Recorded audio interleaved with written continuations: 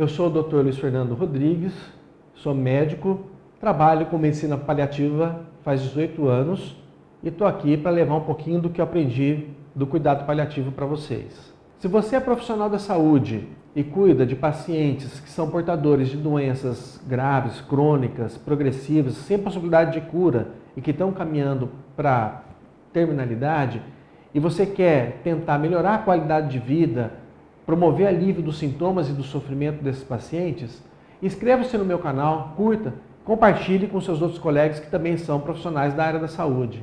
A melhor forma que a gente tem para confortar um paciente que sabe que tem uma doença que está indo para a terminalidade é poder sentar e ouvi-lo. O que os pacientes querem, na verdade, é serem ouvidos. Eles têm muitas angústias, muitas fantasias e muitos medos. Então, quando nós sentamos para escutá-lo, nós temos a chance de entender o que ele está buscando de nós que somos profissionais. Quais respostas ele quer saber de nós. E nesse sentido, nós temos a oportunidade de, aos poucos, ir esclarecendo aquilo que ele precisa saber. É muito benéfico a gente poder falar para o paciente a realidade sobre o seu estado de saúde, porque ele tem a possibilidade de, primeiro, estreitar o vínculo que ele tem com o profissional de saúde. A confiança se torna mais sólida e o paciente precisa confiar no profissional e o profissional precisa que o paciente confie nele. Esse é o maior benefício. O benefício que vem a seguir é o paciente ter noção de que ele não tem mais tanto tempo assim. E às vezes ele tem coisas importantes para serem resolvidas. Se ele está enganado achando que ele vai viver anos e anos, ele nunca vai se preocupar em resolver essas pendências, que podem ser pendências desde a parte financeira até pendências emocionais com familiares e coisas semelhantes. Então esse é o grande benefício. E o grande benefício também do crescimento pessoal que cada um tem, no sentido de ressignificar os valores da vida. Muitas pessoas me perguntam o que nós podemos dizer na prática para um paciente que está com uma doença avançada e que está entrando na fase final da vida.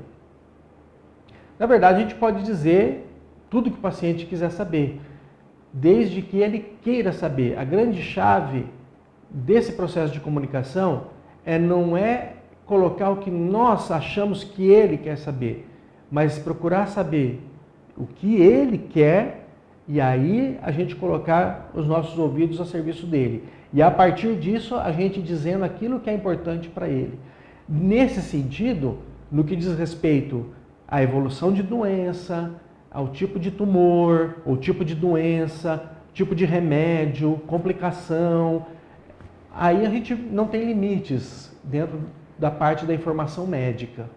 Tem algumas coisas que a gente não deve dizer de jeito nenhum para os pacientes que estão em fase final de vida, ou que são portadores de uma doença avançada e grave, não precisa estar na terminalidade da vida. E geralmente é o que nós chamamos das mentiras piedosas. A gente deve evitar as mentiras piedosas. O que são mentiras piedosas? Vou citar alguns exemplos. Ah, não é nada, é só uma inflamaçãozinha. Isso aí vai sarar logo. Ah, o médico falou que isso aí não tem problema nenhum.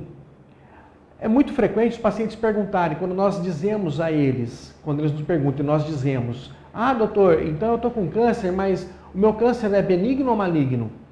Ou seja, não existe câncer benigno. A palavra câncer já se refere às neoplasias ou aos tumores malignos, mostrando então um problema de fato de comunicação.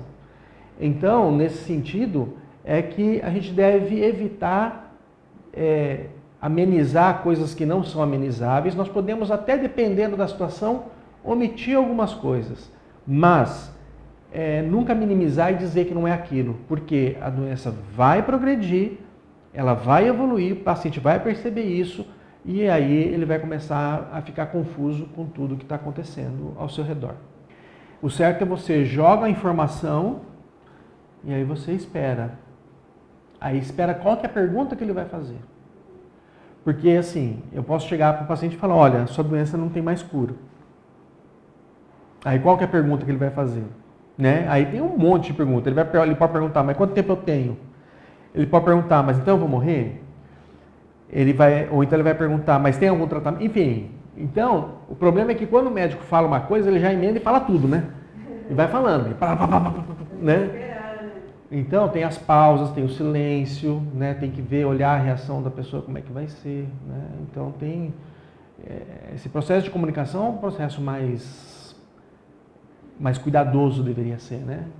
E aí, enfim... Aí você pega e vai jogando tudo, aí o pessoal, o paciente fica com aquilo na cabeça, né?